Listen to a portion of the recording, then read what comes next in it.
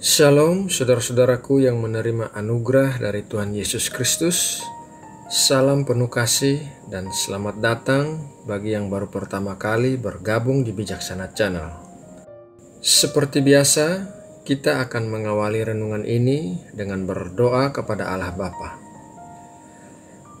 Bapa kami yang ada di sorga, kami bersyukur untuk pertolongan dan penyertaan-Mu bagi kami sepanjang hari ini.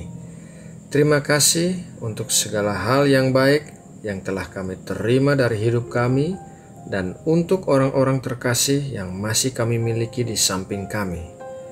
Malam ini sebelum kami beristirahat, kami mau datang kepadamu dengan hati yang lapar dan haus untuk menerima kebenaran firman-Mu. Berikanlah kami berkat firman-Mu yang akan memberi kami kekuatan untuk menjalani hari-hari kehidupan kami.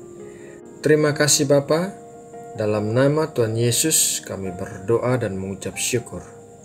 Amin.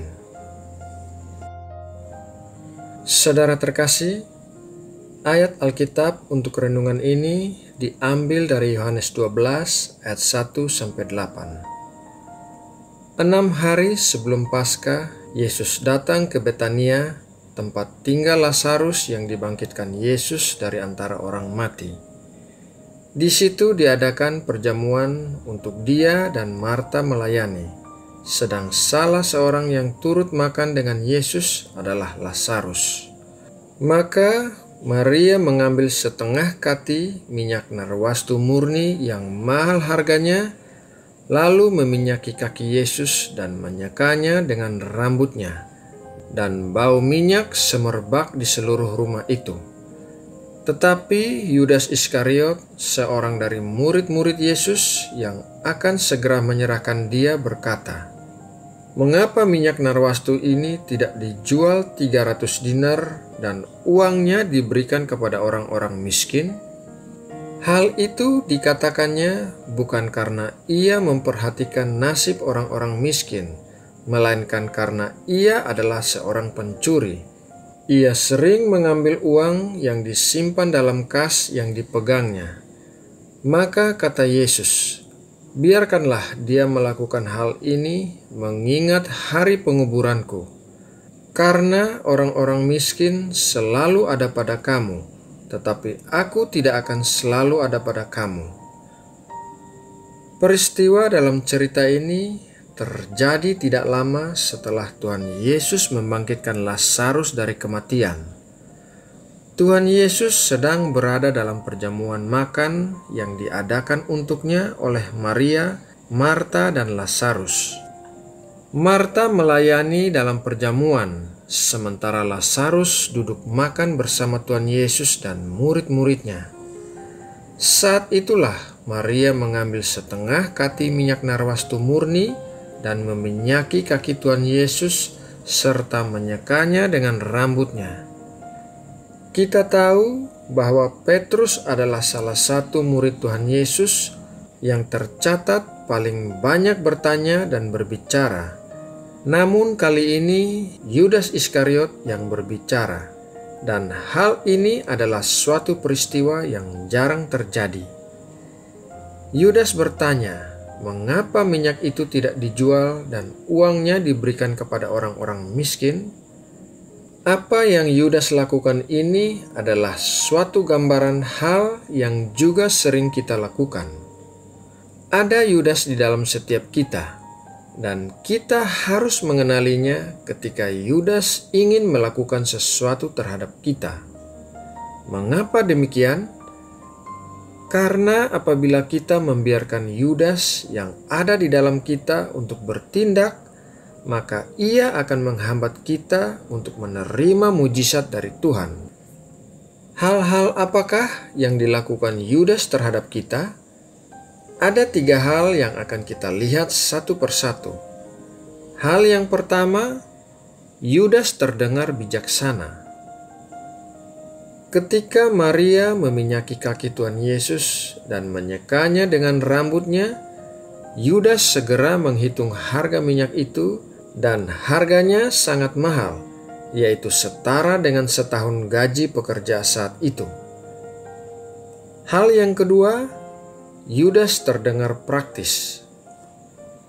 Yudas mengemukakan hal yang praktis menyangkut penggunaan minyak itu yang seharusnya. Ia berpendapat bahwa minyak itu seharusnya dijual dan uangnya diberikan kepada orang-orang miskin.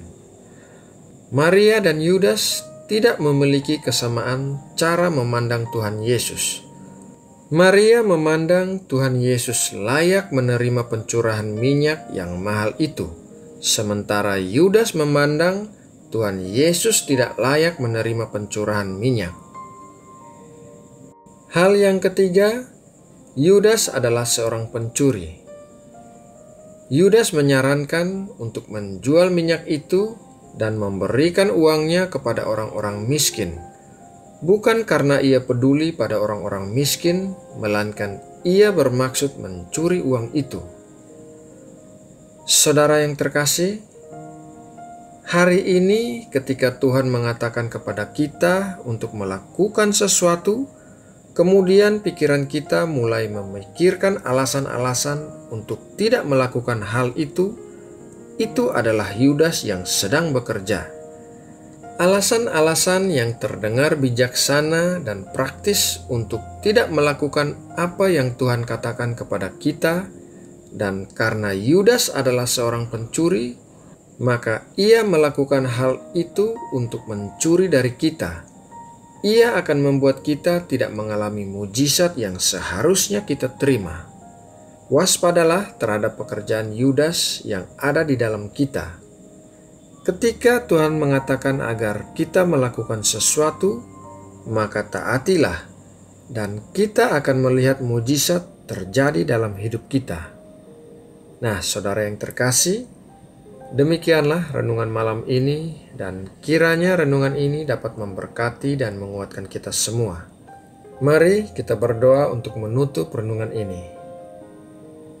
Tuhan Allah kami, Allah yang benar dan yang hidup, terpujilah namamu yang besar mengatasi langit, dan kami bersuka untuk berkat firman-Mu yang baru saja kami terima.